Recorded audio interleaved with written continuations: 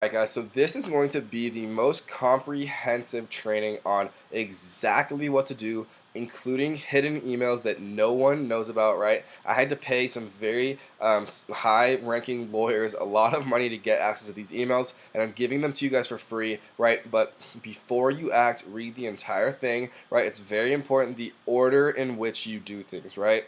So hopefully you'll never have to deal with this, but a lot of sellers have to deal with suspension at one time or another, right? Don't panic. Make sure that you take things slow. Don't act before you think. Don't send any messages to Amazon before you've had the time to think things over, right? So you can see what the reason for your suspension is under performance notifications, right? If it's very, very initial, then they won't necessarily have that reason yet, but they will provide it within a few days, right?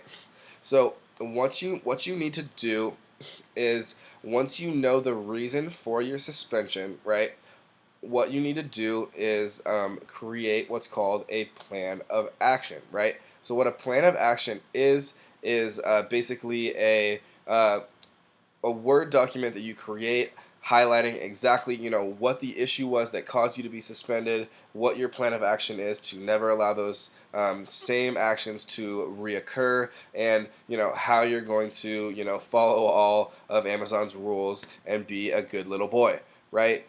And so Amazon has a variety of different email addresses and departments that deal with suspensions, right? The first emails that you want to address with, questions and things like that is the normal seller performance email.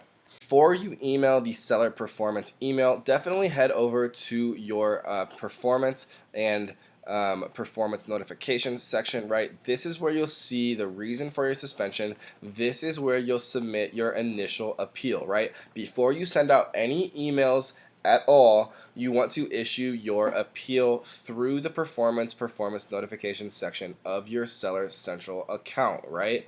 And so once you know the reason for your suspension, then you can kind of start to like write your appeal based on that.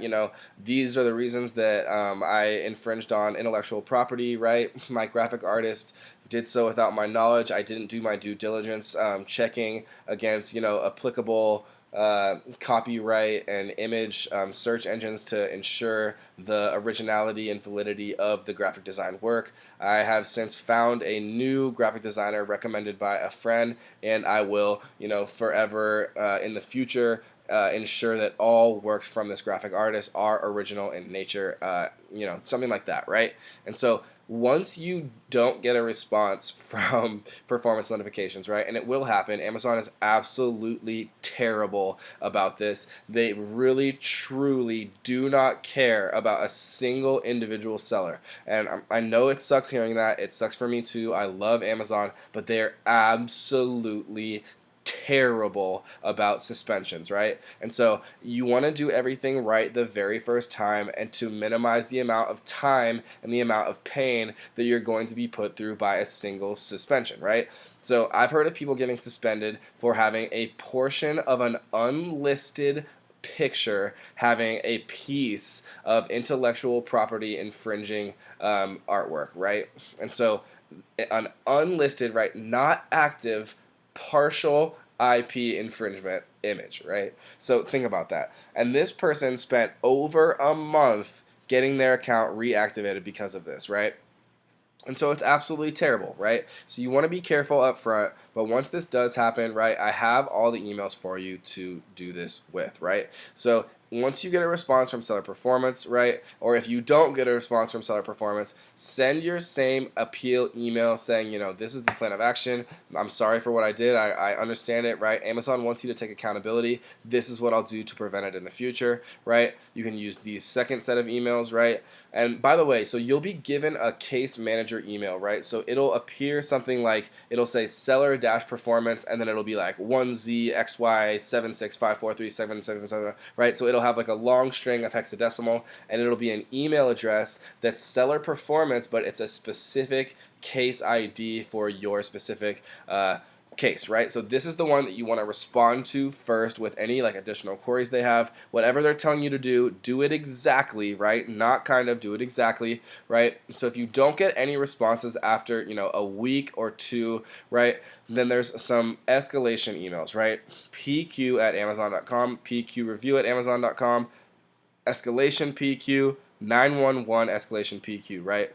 So these are the second to last resort. So after you tried everything, you're not getting a response, right? You just can't quite get traction as far as getting the suspension appealed, right? This is your second to last response. So do this one, give them a week to respond. If you still get nothing, your absolute last response is Jeff at Amazon.com, right? So make this email count, guys. If you've reached the point where you're going to email Jeff at Amazon.com, it's the last line of defense, right? He always responds. He has a group of dedicated staff who respond to every email who gets sent to him, right? So make this email count, include all the details, include everything that you think gives you the highest chance of getting your suspension appealed based on whatever you are suspended for, right? Send it to Jeff at Amazon.com and they will sort it out one way or another. But if you do get rejected by Jeff, that is the end, guys. So this is the last resort. Only do it at the last